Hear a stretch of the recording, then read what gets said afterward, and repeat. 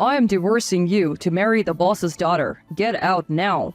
My husband came home from work and slammed down a completed divorce application form on the table.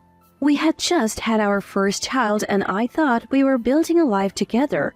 But my husband threw these unbelievable words at me. I'm going to be the next CEO. No hard feelings. Unable to comprehend what he just said, I hugged our 3-month-old daughter and stood in disbelief.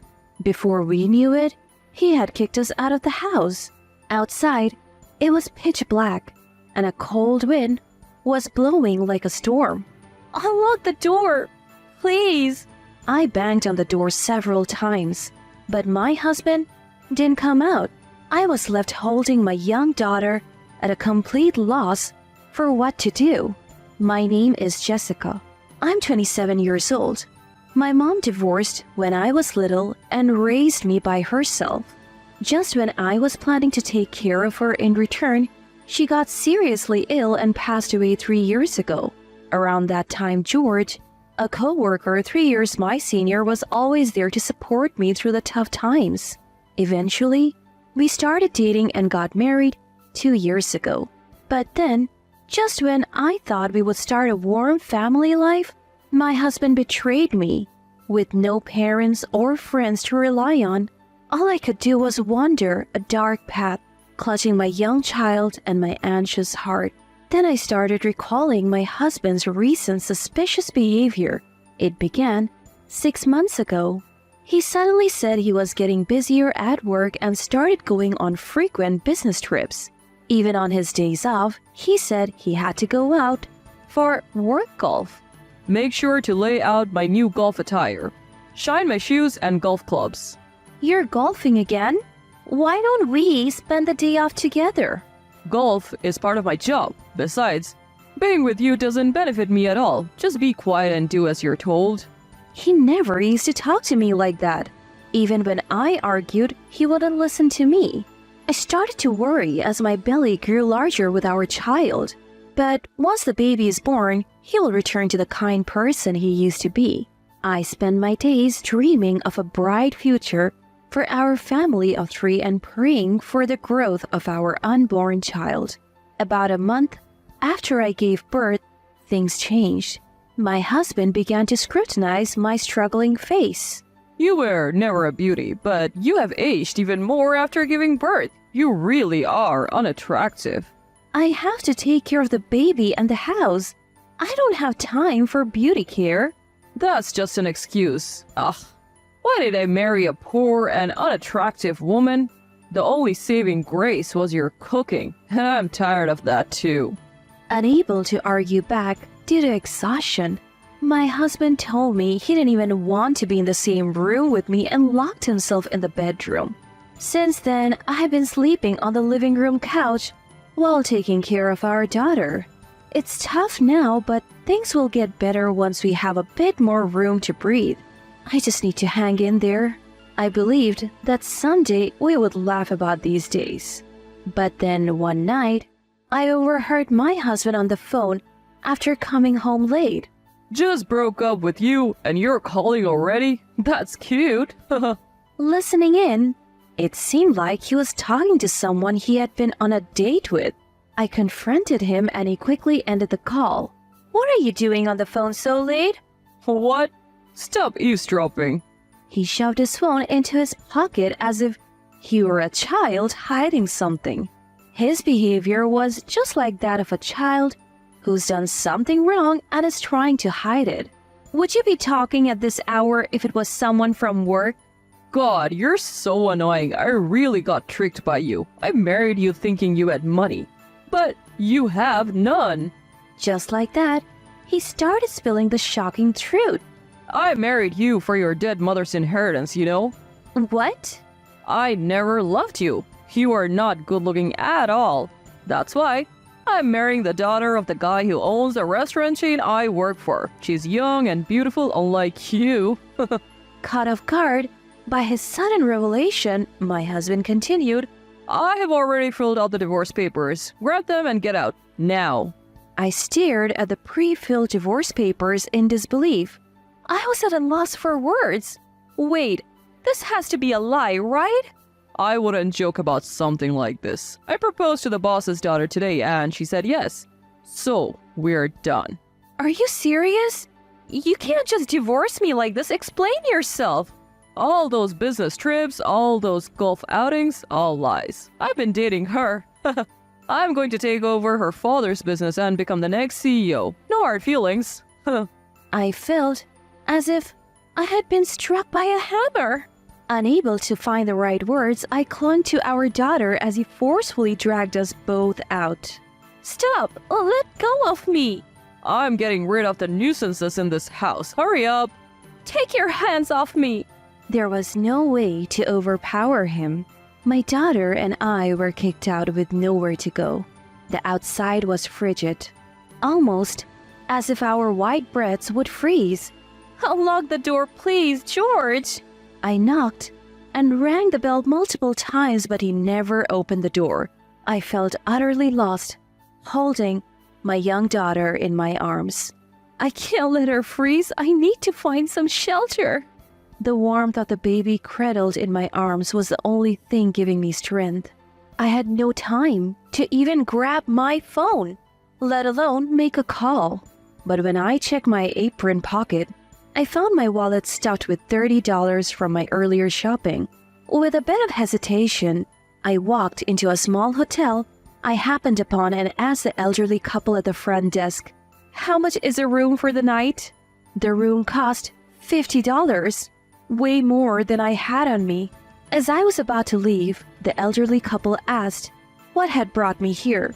The moment I opened my mouth to explain, tears started flowing. They sat me by their warm fireplace and comforted me. After hearing my story, they let me stay for just the $30 I had and even fed me a warm meal.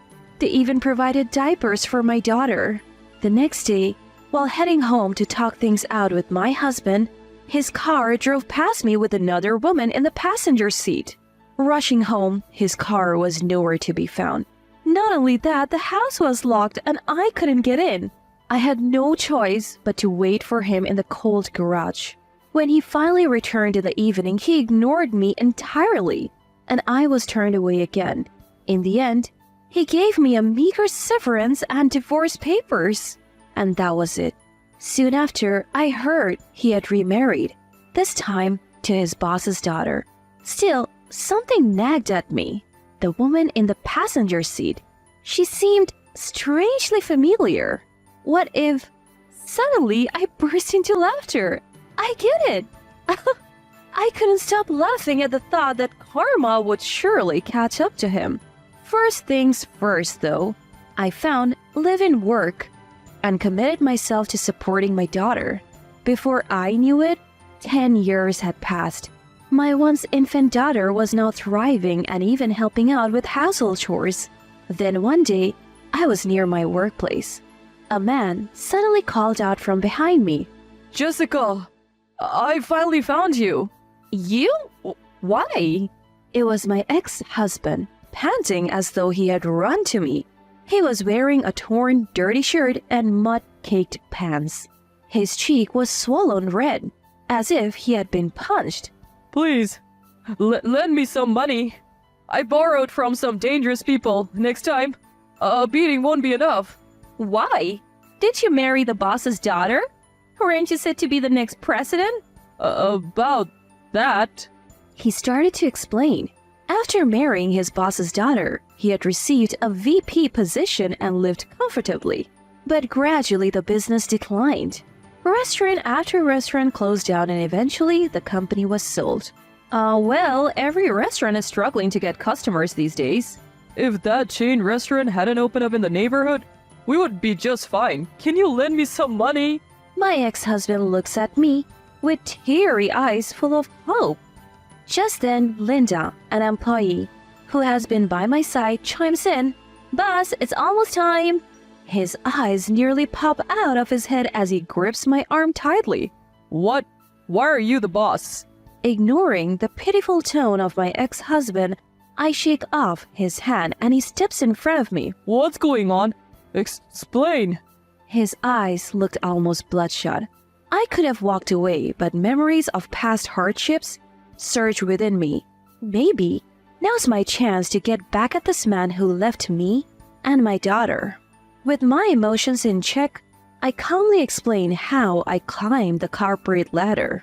After he kicked me out, an elderly couple let me stay at their hotel when I only had $30 to my name. I started working and living there. The food I made for them every day was well received, so I honed my culinary skills and took over the cooking duties at the hotel. Soon, my cooking became a hit and the hotel became known as a comforting place with delicious food, attracting more guests. The elderly couple, having no heirs, asked me to take over the hotel. I was hesitant because I had no experience in management, but I decided to accept their offer to repay their kindness. What do you know about running a business? I have attended seminars and spent sleepless nights studying hard. Now I own not just the hotel but 10 restaurants across the country known for their delicious food.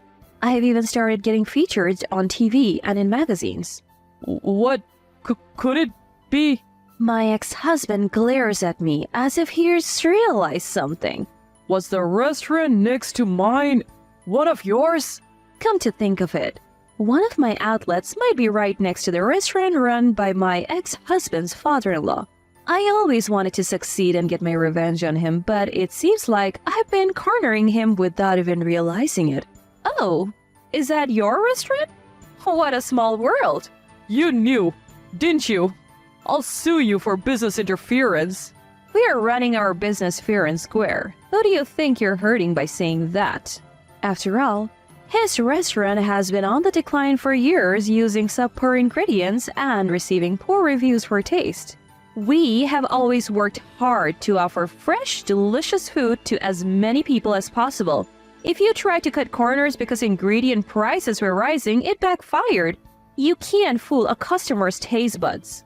Unable to retort, my ex-husband blocked my way as I was about to leave. Let's forget about the past and move on. I forgive you. Let's get back together. I don't need your forgiveness. How could you say that while you're still married? She's not a wealthy CEO's daughter anymore. I'll divorce her right now. Besides, she's a huge liar. Oh, you mean her good looks are due to plastic surgery? What? How do you know that?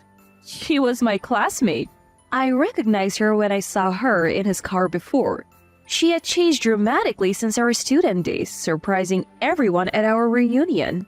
Why didn't you tell me? I was shocked when I saw her old pictures. I put up with it because she had money, but if she's poor and ugly, I don't need her anymore. Let's start over. I was utterly disgusted by my self-centered ex-husband. It's obvious he's counting on my money. You were happy to leave your ugly wife, remember? And you even abandoned our young daughter. Why would I ever forgive you?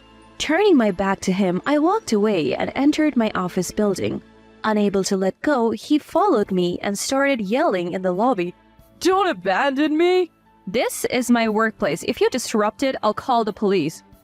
Don't be so cold. We were a good couple, weren't we?